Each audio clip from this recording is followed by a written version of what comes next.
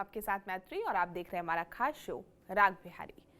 बिहार की राजनीति में बांकीपुर उपचुनाव को लेकर नई बयानबाजी तेज हो गई है। शिवानंद तिवारी इस बार मैदान में आए हैं और उन्होंने कहा कि प्रशांत किशोर का पलड़ा जो है वो भारी है। लेकिन क्या ये सिर्फ राजनीतिक आकलन है या जमीनी हकीकत भी है इसके पीछे? इसके अलावा आज हम बात करेंगे आरजेडी सांसद अभय कुशवाहा की मुख्यमंत्री सम्राट चौधरी से मुलाकात को लेकर। इस मुलाकात ने नए सियासी कयासों को हवा दे दी है। पहली बार नहीं है जब उन्होंने सम्राट चौधरी से मुलाकात की है। सवाल जेडीयू में भी उठ रहे हैं। छोटू सिंह विवाद के बीच लोग पूछ रहे हैं कि क्या नीतीश कुमार तक सभी नेताओं की पहुंच है। और आखिर में हम बात करेंगे उस फैसले की जिस पर सुप्रीम कोर्ट ने पटना हाई कोर्ट के आदेश पर सख्त रुख अपनाया है। क्या महिलाओं से जुड़े अपराधों में कानून की व्याख्या को लेकर नए मानक तय होंगे? इन सभी मुद्दों पर चर्चा करेंगे। हमारे साथ हैं राजनीतिक विश्लेषक डॉक्टर संजय। सर, बहुत बहुत स्वागत है आपका। सर, सबसे पहले क्योंकि ज़्यादा चर्चा जो है वो बांकीपुर उपचुनाव को लेकर ही हो रही है, तो पहले हम लोग उसी के बारे में बात कर लेते हैं। इस बाईपोल में अब बिहार पॉलिटिक्स की सबसे हाई प्रोफाइल लड़ाई बन गई है। जिस तरह से senior socialist leader Shivanand Tiwari का ये मानना है कि इस बार प्रशांत किशोर का जो पलड़ा है वो भारी दिख रहा है और उनका कहना है कि आरजेडी ने वही पुराना कैंडिडेट उतारा है जैसे बाकी सब भी यही बात कह रहे थे। जिस तरह से 2025 विधानसभा चुनाव में आरजेडी का प्रदर्शन रहा, रेखा गुप्ता का प्रदर्शन रहा बांकीपुर में, उसके बाद पुराने कैंडिडेट को उतारा गया और चुनाव के अहम वक्त पर टॉप लीडरशिप की सक्रियता भी जिस तरह से कम दिख रही है, वही सवाल उन्होंने उठाया है। और बीजेपी के कैंडिडेट बदलने के फैसले पर भी उन्होंने सवाल खड़े किए हैं। और शिवानंद तिवारी का दावा है कि सिर्फ कास्ट इक्वेशन से चुनाव नहीं जीते जाते, ग्राउंड इशू भी अहम होते हैं। हालांकि उन्होंने साफ कहा है कि ये किसी सर्वे पर नहीं बल्कि उनके राजनीतिक अनुभव पर आधारित ये आकलन है। तो क्या सच में बांकीपुर में प्रशांत किशोर बीजेपी और आरजेडी दोनों को कड़ी टक्कर दे रहे हैं या सिर्फ एक वरिष्ठ नेता हैं, राजनीतिक आकलन है उनका, तो बस बयान देने के लिए शिवानंद तिवारी ऐसा कह रहे हैं?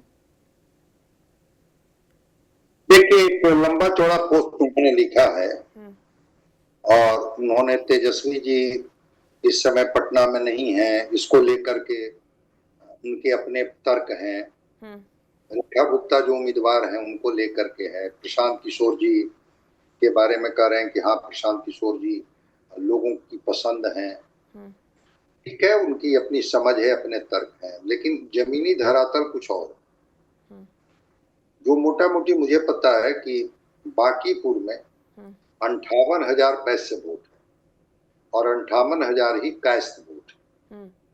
तो आप तो या तो वैश्य पर दाव लगाएंगे या कायस्थ पर दाव लगाएंगे। बीजेपी जब कायस्थ उम्मीदवार बांकीपुर में दे रही है तो कायस्थ वैश्य उम्मीदवार पर ही आरजेडी दाव लगाएगी। ठीक है, उनके पार्टी के कई लोग असहमत हैं। सुरेंद्र यादव ने कहा कि रेखा गुप्ता कौन है मुझे नहीं पता है।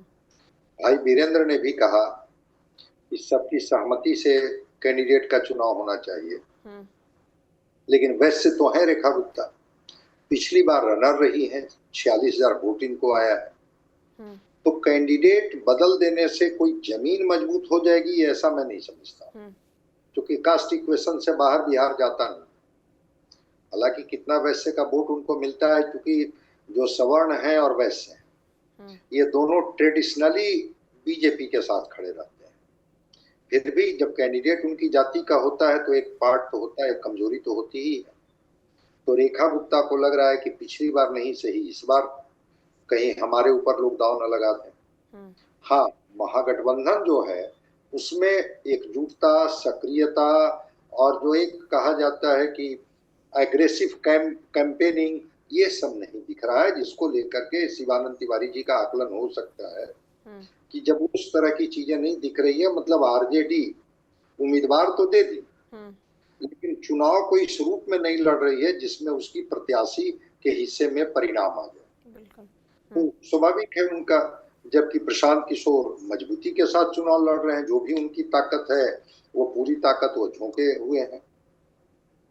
रह गई बात की बीजेपी के बारे में, तो चूंकि वो बोलते नहीं है, चूंकि वो समाजवादी पार्टी के या समाजवादी पृष्ठभूमि के लोग रहे हैं, तो समाजवाद का जो उनकी अपनी एक धारा है उसमें बीजेपी को तो एज देते नहीं है, एज दे रहे हैं प्रशांत किशोर को कि प्रशांत किशोर बहुत मजबूती के साथ चुनाव लड़ रहे हैं। ठीक है, प्रशांत किशोर भ्रष्टाचार को लेकर के आवाज उठाते रहे हैं, बदलाव की बात करते रहे हैं, लेकिन लड़े थे ना बिहार में चुनाव, कितनी सीटों पर उनकी जमानत जब्त हो गई थी सबको पता है। 238 सीट पर वो चुनाव लड़े थे, 236 सीटें पर जमानत जब्त हो गई थी।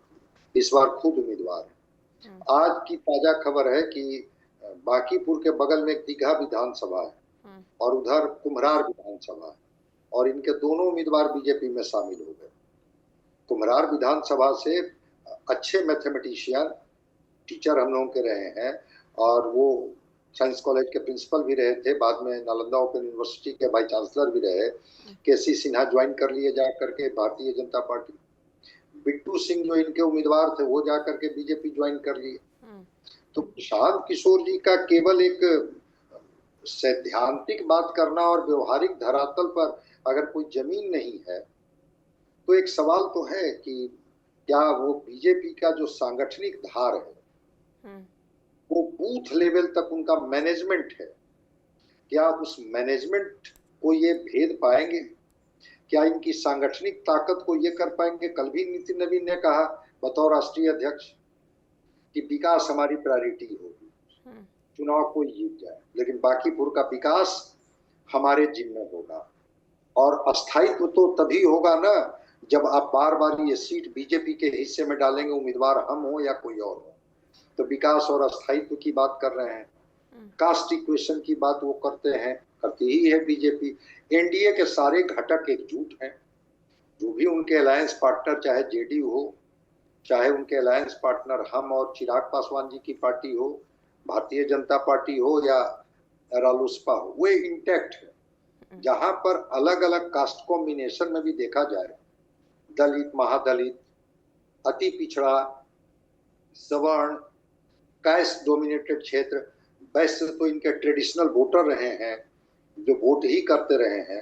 तो बीजेपी जितनी मजबूती के साथ लड़ रही है, प्रशांत किशोर जी का कैंपेन एग्रेसिव जरूर है, लेकिन ऐसा कुछ नहीं है कि प्रशांत किशोर गेम चेंजर साबित हो जाएंगे या कोई ऐसी बड़ी क्रांति कर देंगे जिससे बांकीपुर का, चूंकि ये बाई इलेक्शन है और बाई इलेक्शन में सरकार इसको टेकन फॉर ग्रांटेड नहीं लेती है जिस तरह से प्रशांत किशोर कर रहे हैं। इसकी गूंज दिल्ली तक सुनाई पड़ेगी, नरेंद्र मोदी और अमित शाह तक बात जाएगी, सम्राट चौधरी को सत्ता छोड़नी पड़ेगी। ये जो है बांकीपुर का चुनाव में अगर हम जीतते हैं तो 242 विधायकों पर हम अकेले भारी पड़ेंगे। लोग सुनेंगे ही, इस तरह की बात जब करेंगे तो किनको सुनने में अच्छा नहीं लगता। लेकिन नारे, रणनीति बनाना और चुनाव में उतरकर परिणाम देना और वोट ट्रांसफर कराना, ये दोनों में अंतर होता है। तो शिवानंद तिवारी जी को तो नाराजगी है ही ना आरजेडी से। अगर उनसे न कोई राय ली जाती है, न कोई सलाह ली जाती है। तेजस्वी यादव यूरोप घूम रहे हैं, कैसे वो रेखा गुप्ता के बारे में कुछ अच्छी बातें लिखेंगे? वो तो कहेंगे ही कि आरजेडी इस चुनाव को बहुत हल्के में ले रही है, जबकि अगर मजबूती से आरजेडी लड़ती तो ये सीट पर अच्छा मुकाबला होता, परिणाम कुछ भी हो सकता था। तो बीजेपी की नाराजगी उनको प्रशांत किशोर के तरफ थोड़ा मुड़े हुए है कि वो प्रशांत किशोर की तारीफ कर रहे हैं कि वो एग्रेसिव तरीके से चुनाव लड़ रहे हैं और उनका मैनेजमेंट बहुत ये है। ठीक है, प्रशांत किशोर जी चुनाव लड़ेंगे और लगता है कि कंटेस्ट में उनको होना चाहिए। अगर प्रशांत किशोर यही कह के चुनाव लड़ने आए हैं ना कि बांकीपुर की जनता शिक्षित है, प्रबुद्ध है, समृद्ध है, जाति में नहीं बटेगी, धर्म में नहीं बटेगी, पार्टियां जातियां, धर्म के आधार पर भेदभाव नहीं होगा, तो 10% मुसलमानों पर तो आप ही के साथ हमने बात किया था, उनका झुकाव प्रशांत किशोर के साथ दिख रहा है। अगर बाकी जातियां भी प्रशांत किशोर के साथ आ जाती है और बदलाव के लिए वोट करती है कि प्रशांत किशोर एक गेम चेंजर साबित होंगे, तो प्रशांत किशोर के पक्ष में भी लोग खड़े हो सकते हैं। बीजेपी अपने तरीके से कोशिश कर रही है, रेखा गुप्ता अपने तरीके से कैंपेन कर रही हैं। तो देखते हैं इस कास्ट कॉम्बिनेशन वाला बिहार, सोशल इंजीनियरिंग वाला बिहार, सीट भले अर्बन हो लेकिन अभी भी लोगों का मन मस्तिष्क वही है, वो जातीय समीकरण से अलग नहीं। अभी भी जाति बता दी जाती है कि वहाँ कोयरी कुर्मी कितने हैं, भूमिहार ब्राह्मण राजपूत कितने हैं, कायस्थ कितने हैं, वैश्य कितने हैं, अति पिछड़े कितने हैं, दलित कितने हैं। अगर ये कास्ट कॉम्बिनेशन पर ही चुनाव लड़ना है तो फिर तो जाति जो तय करेगी उसके आधार पर निर्णय होंगे। तो शिवानंद तिवारी जी की बात है कि गंभीरता जितनी होनी चाहिए थी, आरजेडी ने अगर कैंडिडेट दिया था, इंडिया गठबंधन की सामूहिक बैठक होती, प्रचार में लोग साथ जाते, नॉमिनेशन में सब लोग साथ दिखते और तेजस्वी यादव को पटना में होना चाहिए था। इसको लेकर के अगर उनको थोड़ा सा अंदर से तकलीफ इस बात की है कि आरजेडी अपने उम्मीदवार के प्रति उतनी गंभीर नहीं है जितना प्रशांत किशोर गंभीर हैं, और बांकीपुर में वो एक बीजेपी को जिस तरह से सीधे सीधे टक्कर दे रहे हैं, चुनौती दे रहे हैं, शायद वो गंभीरता अगर आरजेडी में होती तो परिणाम कुछ और होता। ठीक है, ये शिवानंद तिवारी जी की अपनी समझ है, हर आदमी के अपने अनुभव होते हैं और देखने का भी अपना नजरिया होता है। आरजेडी के नजरिए से, समाजवाद के नजरिए से अगर शिवानंद तिवारी जी बांकीपुर सीट के चुनाव को देख रहे हैं तो उनके अपनी समझ है, अपने अनुभव है कि हाँ ठीक है, आरजेडी गंभीर नहीं है, जबकि प्रशांत किशोर कड़ी टक्कर देने की स्थिति में है भारतीय जनता पार्टी को।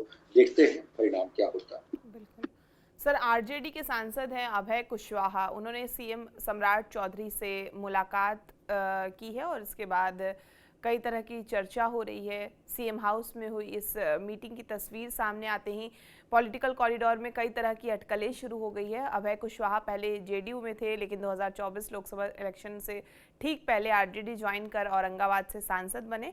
फिलहाल वो लोकसभा में आरजेडी पार्लियामेंट्री पार्टी के लीडर भी हैं। ऐसे में एनडीए के बड़े चेहरे और सीएम सम्राट चौधरी से उनकी मुलाकात को सिर्फ कर्टसी मीटिंग तो नहीं मान सकते हैं, क्योंकि जिस तरह से अभय कुशवाहा की हिस्ट्री भी रही है और आरजेडी अभय कुशवाहा की तरफ से किसी भी तरह का कोई राजनीतिक बयान नहीं आया है, कोई भी आधिकारिक बयान नहीं आया है, तो क्या अभय कुशवाहा आने वाले दिनों में नया फैसला ले सकते हैं या फिर ये इस तरह की जो अटकलें हैं वो बेवजह हैं? नहीं, अटकलें बेवजह नहीं होती, अटकलों का तो वजह होता है। और अभय कुशवाहा पहले कहाँ थे? आरसीपी सिंह के साथ थे। आरसीपी सिंह की पृष्ठभूमि क्या थी? वो जेडीयू के साथ थे, मतलब एनडीए गठबंधन में थे। एक परिस्थिति बनी जिसमें उनको औरंगाबाद से लोकसभा का टिकट दे दिया गया, वो चुनाव जीत गए। हालांकि औरंगाबाद की सीट कभी कुशवाहा के हाथ में आया नहीं, अभय कुशवाहा जी के हाथ में आ गया।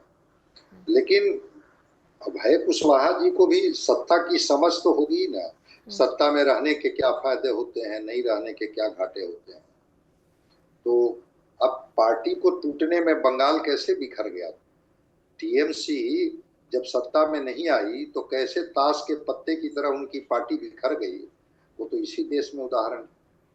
कौन सी विचारधारा की राजनीति ये करते हैं अभय कुशवाहा? पहले तो आरसीपी सिंह के प्राइवेट सेक्रेटरी थे ये, बाद में इनको राजनीति में टिकट मिला, वहां से इनकी यात्रा शुरू हुई। सम्राट चौधरी भी कुशवाहा है, अभय कुशवाहा भी कुशवाहा। तो सम्राट चौधरी जी से मुलाकातों के मायने होंगे, कुछ समीकरण बन रहा होगा अंदर में कि अगर आप इतने लोगों के साथ मेरी पार्टी में आ जाते हैं तो बीजेपी आपको पूरा मान सम्मान देगी, कोई जगह देगी। और ये मुलाकातें जब सार्वजनिक हो रही है तो आरजेडी को भी इस बात की जानकारी होगी। राज्यसभा के चुनाव में कांग्रेस के विधायक वोट नहीं किए बिहार में। एक विधायक जो आरजेडी के ही थे वो दिल्ली रह गए, वो अनुपस्थित हो गए। फिर भी क्या आरजेडी कोई कार्रवाई की? उनको पता है कि कार्रवाई करेंगे, हमारा जो विपक्ष के नेता की जो कुर्सी है वो हमें खाली करनी पड़ेगी, संख्या घट जाएगी। तो अभय कुशवाहा कहाँ से उनको ताकत मिल रही है, उनके साथ कौन लोग खड़े हैं जिसकी वजह से वो सम्राट चौधरी जी से मुलाकात कर रहे हैं, बात कर रहे हैं। सम्राट चौधरी उनको क्या आश्वासन दे रहे हैं? होता है, अलग अलग पार्टियों में रहने के बाद भी रिश्ते अच्छे होते हैं, मुलाकातें होते रहती हैं, बातें होते रहती हैं। औरंगाबाद के विकास को लेकर के भी कुछ कह रहे होंगे कि अगर बतौर मुख्यमंत्री थोड़ा औरंगाबाद को प्रायोरिटी में लीजिएगा तो वो जमीन हम लोगों की मजबूत हो सकती है, क्योंकि राजपूत बहुल वो क्षेत्र है और राजपूत जाति के ही सांसद वहां से जीतते रहे, इसलिए उसको चित्तौड़गढ़ कहा जाता था। इस बार अभय कुशवाहा ने उस किले को ध्वस्त कर दिया, कुशवाहा जाति को उम्मीदवार जीत गए। तो औरंगाबाद या कुशवाहा समाज या अपना हित या राजनीतिक महत्वाकांक्षा या कोई वैसी जगह दिलाने की बात जिसके आधार पर होता है, पार्टियां दांव लगाती हैं कि आपकी जाति के लोग दूसरे दल में भी हैं तो उनसे बात कीजिए, वो चाहते क्या है। अगर उनको लाया जाए पार्टी में तो उससे पार्टी को कितना नफा हो सकता है, कितना नुकसान हो सकता है, पार्टी कितनी मजबूत हो सकती है। मुझे लगता है कि इन्हीं सारी चीजों पर ध्यान में रख करके अभय कुशवाहा की सम्राट चौधरी से मुलाकात हो रही है। अगर दूसरी बार ये मुलाकात हुई तो इस मुलाकात के मायने तो हैं, बिल्कुल। और ये मुलाकात के मायने में तो दोनों से अगर पूछेंगे तो यही कह देंगे कि औपचारिक मुलाकात थी क्षेत्र के विकास के लिए, तो कोई भी सांसद अपने राज्य के मुखिया से जाकर मिल सकता है, बात कर सकता है, समस्या बता सकता है। लेकिन दो अलग ध्रुव की पार्टी, जहां पर पूरी तरह से दक्षिणपंथी पार्टी है भारतीय जनता पार्टी और आरजेडी जो बिल्कुल अपने को सेकुलर कहती है, दोनों में मुलाकातें हो रही हैं, बातें हो रही हैं, तो इसके मायने, और कुशवाहा की तो वही पृष्ठभूमि रही है, वहीं से राजनीति में आए ही। तो देखिए कुछ दिन के बाद तस्वीर आएगी। ये मुलाकातों के मतलब उस समय समझ में नहीं आ रहे थे, लेकिन ये मुलाकातों का ये मतलब है, परिणाम इस रूप में दिख रहा है। थोड़ा और इंतजार करनी होगी हम लोगों को। लेकिन एक चीज मैं जरूर कहूंगा, कभी भी दो अलग अलग पार्टी के नेताओं की मुलाकात मतलब से ही होते हैं। ऐसा नहीं है कि कोई मतलब नहीं हो और मुलाकातें हो, ये भी संभव। दो तरह की चीजें होती, एक तो अपनी पार्टी को मैसेज देना कि आप हमारे ऊपर अनावश्यक दबाव बनाएंगे तो हमारे रास्ते और भी खुले हुए हैं, और जिनसे मुलाकात कर रहे हैं उनके पास अपॉर्चुनिटी की बात कर कि अगर हम गठबंधन बदलते हैं, पाला बदलते हैं, तो हमारे हिस्से में क्या आने वाला। मतलब तो होते हैं, पटाक्षेप तब होगा जब सामने कुछ तस्वीर आ जाएगी। सर, जेडीयू से छोटू सिंह का जो मामला है वो 6 साल के लिए वो बाहर कर दिए गए हैं। ऐसे में ये मामला जो है वो नया पॉलिटिकल टर्न लेता दिख रहा है। एक्शन के बाद उनके सपोर्टर्स जो हैं वो सीधे नीतीश कुमार से मुलाकात करते हैं और फैसला वापस लेने की मांग करते हैं। इससे पहले नई स्टेट टीम पर सवाल उठाने के दौरान छोटू सिंह की संजय झा से बहस हुई थी, जिसके बाद उन्हें पार्टी और बिहार राज्य नागरिक परिषद दोनों पदों से हटा दिया गया। उसके अलावा हमने देखा कि कैसे जेडीयू एमपी रामप्रीत मंडल का एक वीडियो वायरल हुआ जिसमें उन्होंने नीतीश कुमार से नहीं मिल पाने की बात कही, और हालांकि बाद में उन्होंने क्लैरिफिकेशन भी दिया। इससे पहले भी हमने देखा है, आनंद मोहन का केस देख लें, आरसीपी सिंह का केस देख लें, उन्होंने भी नीतीश कुमार से मुलाकात को लेकर कई तरह की चर्चा की थी। तो ऐसे में सवाल यही उठता है कि जेडीयू में फाइनल डिसीजन किसके हाथ में है और नीतीश कुमार तक सभी नेताओं की क्या डायरेक्ट एक्सेस है? देखिए, नीतीश कुमार जी कितना समय देते हैं अपने कार्यकर्ताओं को, ये सबको पता है।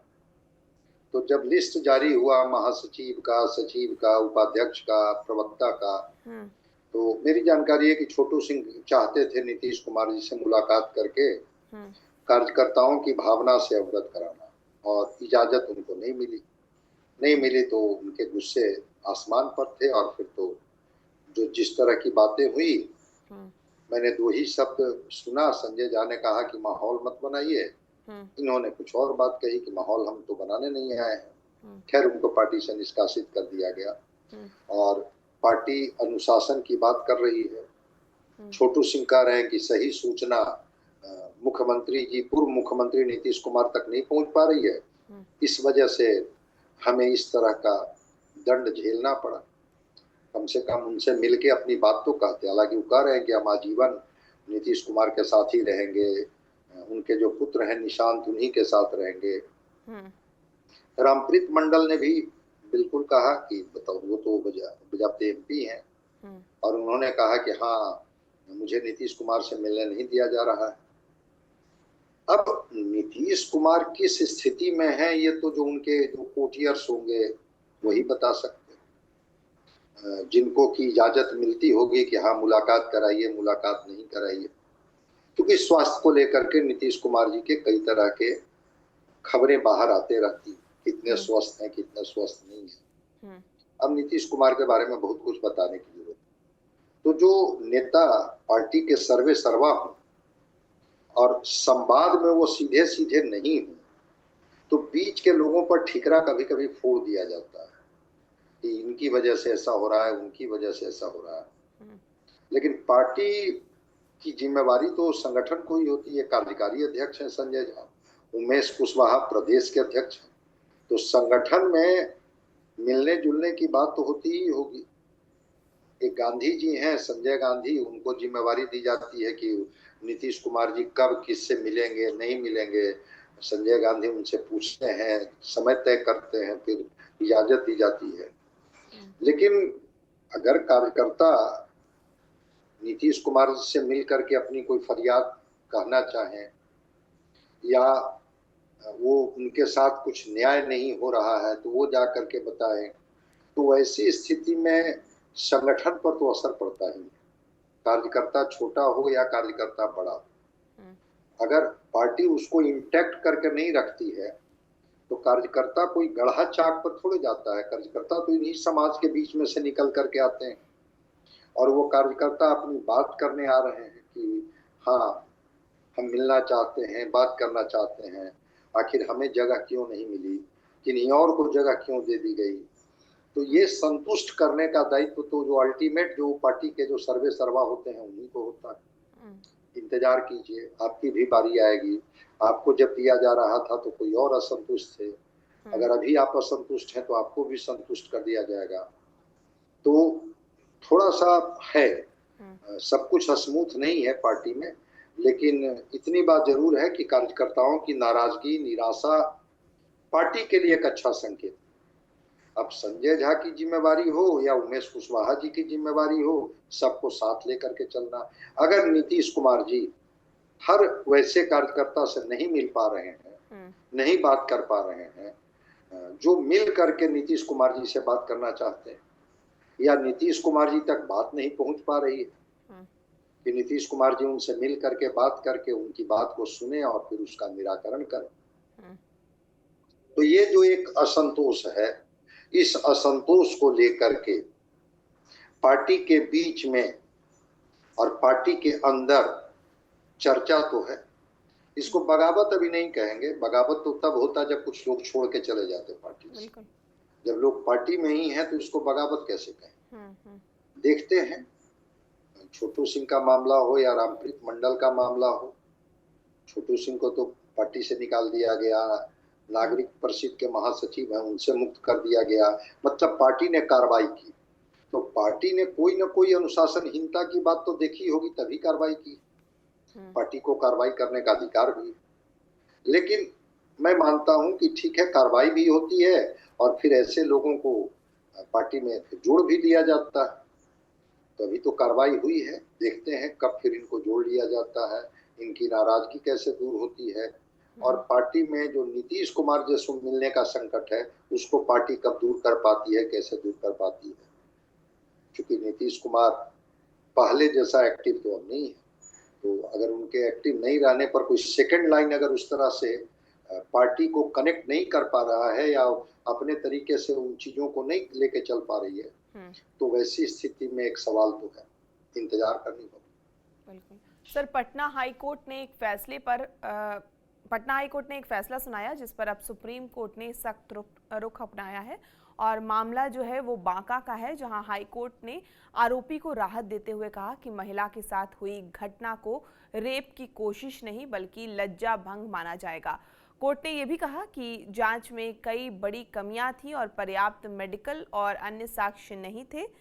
अब वरिष्ठ वकील जो है शोभा गुप्ता, उन्होंने इस फैसले का मुद्दा सुप्रीम कोर्ट में उठाया है और सुप्रीम कोर्ट ने कहा कि वो इस मामले पर विस्तृत आदेश जारी करेगा ताकि ऐसे मामलों में कानून की व्याख्या को लेकर भ्रम ना रहे। अगर किसी महिला को जबरन पकड़ना, उसके कपड़े उतारने की कोशिश करना और उसके शरीर पर से छेड़छाड़ करना भी रेप की कोशिश में नहीं माना जाएगा, तो आखिर कानून की नज़र में सीमा क्या है? और सवाल सर ये भी है कि क्या हर बार पीड़िता को न्याय के लिए और ज्यादा सबूत देने होंगे? महिलाओं की सुरक्षा और न्याय का भरोसा आखिर कैसे मजबूत होगा ऐसे में? देखिए, वो जो बांका की घटना आप बता रही हैं, तो जो निचली अदालत है, वो निचली अदालत ने तो उनको 3 वर्ष की सजा दे दी थी इसी क्रम में। और सजा देने के बाद ये वो हिमांशु कुमार पाठक ने आईपीसी की धारा 376/511 के तहत उनको दोषी ठहराया था और 3 साल के सश्रम कारावास और 5,000 रुपए की जुर्माना की सजा सुनाई गई थी। लेकिन इस आदेश को हाईकोर्ट में चुनौती दी गई और जो आप बता रही हैं कि हाईकोर्ट ने कहा कि आरोपी करीब 3.5 महीने जेल में रह चुका है, वह पहले से जमानत पर है, इसलिए उसे बेल बॉन्ड से भी मुक्त किया जाता है और यदि उसने जुर्माने की राशि जमा की है तो उसे वापस की जाए, यहां तक कहा। लेकिन जो इसके ये है वो मेडिकल रिपोर्ट की बात कर रहा है कि अगर मेडिकल एविडेंस कुछ वैसा नहीं है, क्योंकि कोर्ट साक्ष्य के आधार पर काम करती है, तो मेडिकल एविडेंस नहीं है। भाई, जो सवाल आपके हैं, अब उसका मेडिकल एविडेंस क्या मिलेगा? अगर किसी व्यक्ति ने किसी का ब्रेस्टिंग किया या कुछ और किया या रेप की कोशिश की, इसका क्या मेडिकल एविडेंस मिलेगा? उसका तो कोई मेडिकल एविडेंस मिलेगा नहीं। तो इसी मामले में एक फैसले की बात मैं कर रहा हूं। इसी तरह का एक फैसला आया था बॉम्बे हाई कोर्ट का, स्किन टू स्किन विवाद। हाई कोर्ट ने जनवरी 2021 में बॉम्बे हाई कोर्ट की जज पुष्पा गनेडीवाला ने आरोपी को बरी कर दिया था, लेकिन सुप्रीम कोर्ट ने 19 नवंबर 2021 को हाई कोर्ट के इस फैसले को पूरी तरह पलट दिया। अदालत ने साफ कहा कि यौन हमले के लिए केवल यौन इरादा होना जरूरी है। अगर आपके इरादे में भी झलकता है कि आप रेप करना चाहते हैं तो फिर मेडिकल एविडेंस की जरूरत नहीं है। तो इस तरह के विवाद हाईकोर्ट के द्वारा आते रहे हैं और इस तरह के विवाद में जुड़ जाते हैं। 2 मिनट। इस तरह के विवाद में ये चीजें होती हैं। इलाहाबाद हाई कोर्ट में भी ऐसे ही रेप की बात आई थी और वो विवादित हुआ था। तो मैं भी सुप्रीम कोर्ट के उस लॉजिक से सहमत हूं कि रेप का इरादा भी बहुत कुछ कहता है। भाई, किसी महिला की अगर एक डिग्निटी है, कोई व्यक्ति मॉलेस्ट करता है और आप उसको कहते हैं कि उसका मेडिकल एविडेंस लाइए, ऐसे कोई व्यक्ति मेडिकल एविडेंस लाएगा उसका? मुझे तो नहीं लगता है कि उसका कोई मेडिकल एविडेंस हो सकता है। तो ये फैसले को लेकर के मैं भी थोड़ा आश्चर्यचकित। दुष्कर्म के लिए उन्होंने कहा कि पेनिट्रेशन की दिशा में स्पष्ट कानूनी कृत या ठोस साक्ष्य जरूरी है। ठीक है, मान लिया जाए, उसको लेकर के तो एक थोड़ा तर्क भी बनता है, लेकिन जो मॉलेस्टेशन है उसमें एविडेंस कहां से आएगा? कोई लाएगा? उसमें तो एविडेंस कुछ मिलेगा नहीं। तो उस महिला के साथ जिस तरह से घटना हुई है, उस घटना में तो मुझे भी आश्चर्य लग रहा है कि कैसे जब केस दर्ज किया गया, निचली अदालत ने सजा दे दी, तो फिर उसके बाद कैसे हाईकोर्ट ने उनको बरी किया, ये कहते हुए कि कोई मेडिकल साक्ष्य नहीं है और दुष्कर्म के प्रयास को साबित करने वाला कोई स्पष्ट प्रत्यक्ष कृत्य भी रिकॉर्ड पर नहीं है। यह लॉजिक मुझे भी समझ में नहीं आता है। जबकि वही बॉम्बे हाई कोर्ट के उस फैसले पर सुप्रीम कोर्ट का 2021 का ही फैसला है कि अगर उसका इंटेंशन, वही हम कहना चाहते हैं कि अगर उसका इंटेंशन भी गलत है तो व्यक्ति सजा के योग्य है, उसको सजा मिलेगी।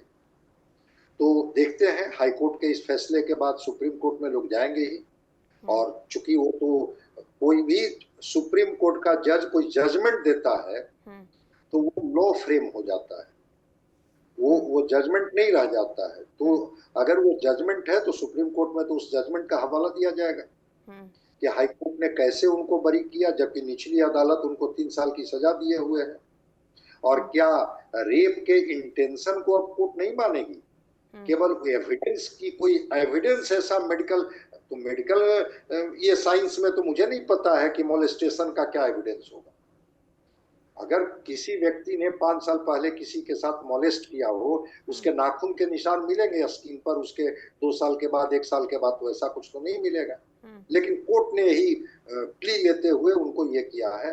तो ये एक मामला है जिस पर कि चूंकि ये केवल कोर्ट का मामला नहीं है, समाज का भी मामला है और एक तरह से सोशल एंगल से भी इसको देखने की जरूरत है कि इस मामले में क्या किस तरह की कार्रवाई सुप्रीम कोर्ट करती है, कैसे एक्शन लेती है, हम लोगों को इंतजार करना। बिल्कुल, अभी इंतजार है। जिस तरह से सुप्रीम कोर्ट ने आपत्ति जताई है पटना हाई कोर्ट के आदेश पर, अब इंतजार है कि सुप्रीम कोर्ट आगे क्या फैसले लेती है। सर, बहुत शुक्रिया हमसे बातचीत करने के लिए। आपको ये पूरी बातचीत कैसी लगी, इस चर्चा पर आपकी क्या राय है, हमें कमेंट करके ज़रूर बताएं। और बिहार की तमाम खबरों के लिए आप हमारे साथ बने रहें और देखते रहें TV9 बिहार झारखंड।